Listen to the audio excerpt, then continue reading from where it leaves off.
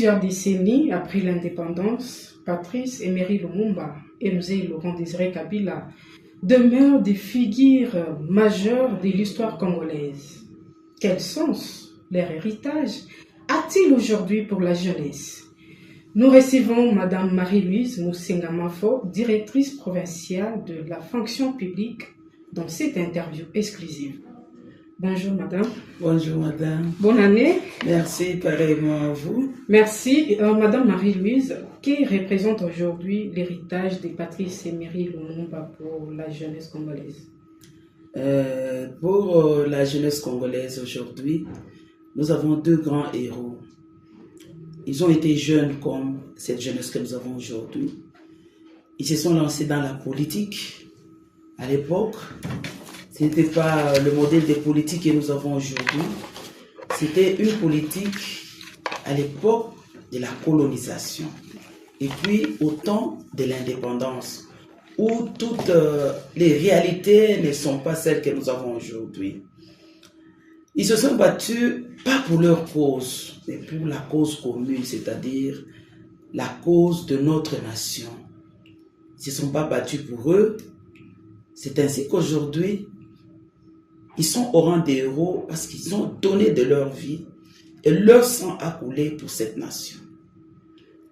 Et pour cette jeunesse que nous avons aujourd'hui, si nous sommes en train de parler de la République démocratique du Congo, si nous sommes en train de parler des institutions politiques et administratives, si nous sommes en train de parler de l'éveil, de la conscience de la jeunesse, c'est parce qu'il y a eu ces pionniers.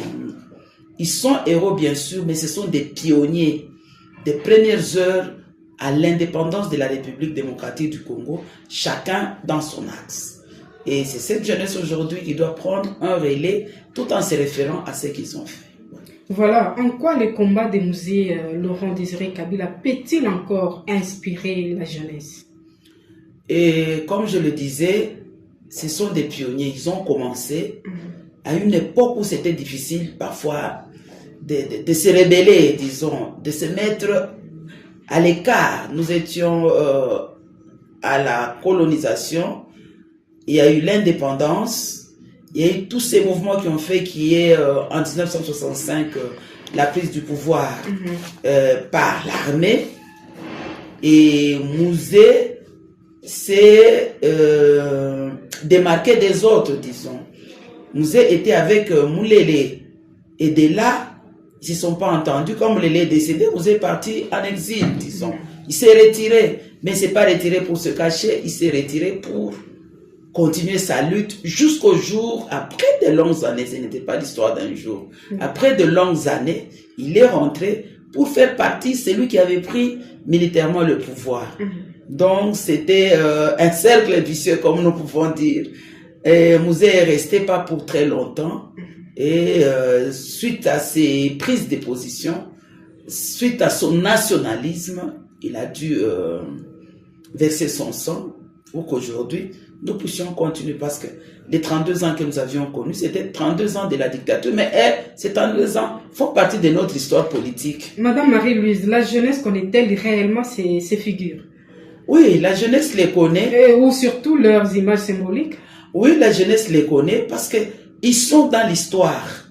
Quand vous suivez les cours d'histoire de l'école primaire, en 5e je crois, et aux humanités aujourd'hui, bon, qu'on a revu, vous allez voir que dans les cours d'histoire et dans les cours d'éducation politique, on parle de ces deux héros. Et surtout qu'on a donné 2 jours de congé.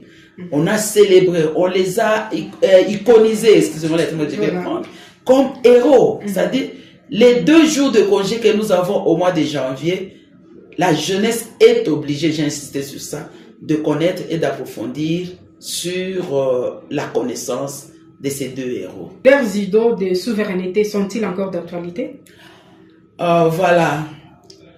Moi, je dirais que dans notre pays et dans la plupart des pays africains, lorsqu'un leader est en vie, ses idées vivent, ses idées courent. Il y a autour de lui des accompagnateurs, des animateurs de cette vision-là. Mais juste après, les idées commencent à disparaître parce qu'il n'y a pas de relève possible, c'est-à-dire il n'y a pas de potentiels successeurs. Hein. Il y a toujours des mutations qui interviennent. Aujourd'hui, la jeunesse de la RD Congo, nous voyons en Russie, on parle de Lumumba, en Libye, on parle de lui, et chez nous aussi, on parle de Lumumba. Et Musée aussi est entré sur le même chemin. La jeunesse est obligée. L'histoire de notre pays est obligée. Nous avons à Kinshasa le mausolée de Musée. Nous avons la place de l'échangeur avec Lumumba. Nous avons au niveau des autres provinces, Kisangani, il y en a pour Lumumba. Nous avons au niveau de la province du Haut-Katanga, nous avons des statuettes érigées à l'entrée juste de la ville, sortant de l'aéroport, tout le monde va voir Musée. Nous avons ici aussi à Kolwezi la place de l'indépendance où tous les héros sont représentés. Donc, nous avons des points de référence pour que nous ne puissions pas oublier ces deux grands héros de notre pays. Voilà. Comment les jeunes peuvent-ils transformer cet héritage en actions concrètes? Nous avons plusieurs parties prenantes. Nous pouvons commencer par la base. Par la base, nous avons des mouvements des jeunes dans des quartiers. Ils doivent adhérer à ces mouvements des jeunes. Nous avons dans les universités, il y a aussi des mouvements des jeunes qui ne sont pas politiques. Ils doivent aussi adhérer à ça pour pérenniser ces idées-là. Maintenant, nous allons dans le cadre politique.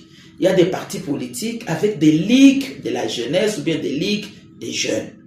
Ils doivent adhérer à ça. Nous avons la société civile aussi, dans les églises et dans les autres associations et ONG qui sont de la société civile, qui doivent relayer la vraie histoire pour pérenniser cela. Nous avons au niveau des gouvernements, nous avons le ministère de la Jeunesse. Et au niveau du ministère de la Jeunesse, nous avons le Conseil national de la jeunesse. C'est le rôle qu'ils ont à jouer pour que l'histoire de notre pays reste la vraie. Et surtout que tous ceux-là qui ont été des pionniers, c'était des jeunes à l'époque.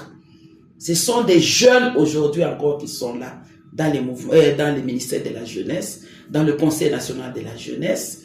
Donc, nous avons des grandes portes ouvertes pour que chaque jeune puisse être là. Nous avons aussi les médias qui sont là pour relayer, pas seulement le 16 et le 17, mais à longueur de journée, on doit avoir des journalistes historiens qui doivent commencer à relayer le message de nos pionniers, de nos gouvernants, pour que nous puissions garder ça en tête. Vous allez voir, nos parents, ils connaissaient cette histoire, ils n'étaient pas à l'école, comme nous aujourd'hui. Mais quand vous posez à un vieux qui a été là jusqu'aux années 60, 65, il peut te parler de Lumumba, il peut te parler de l'indépendance, il peut te parler de la colonisation facilement.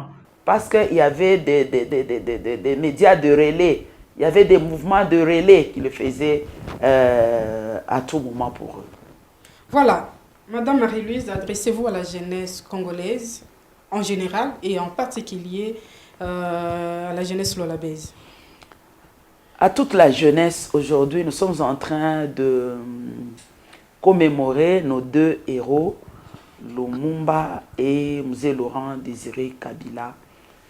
Aujourd'hui, nous n'avons pas d'explication. Quand je dis nous, c'est la jeunesse, pour dire que nous n'avons pas où tirer les leçons. Ils sont sur les réseaux sociaux, ils sont sur Internet. On peut aller sur Google, on va retrouver et retracer toute l'histoire. Il y a les universités, dans les facultés des sciences humaines, parfois départements d'histoire, il y a tout cela. Il y a des livres dans les bibliothèques que nos jeunes s'adonnent à redorer l'image de ces deux héros qui sont pour beaucoup pour notre pays et pour notre province aussi. parce que dans la province du Lualaba, le Grand Katanga, Musée est sur les deux provinces, au Katanga et Lualaba, de sang. Donc la province du Lualaba, c'est aussi un de ses héros.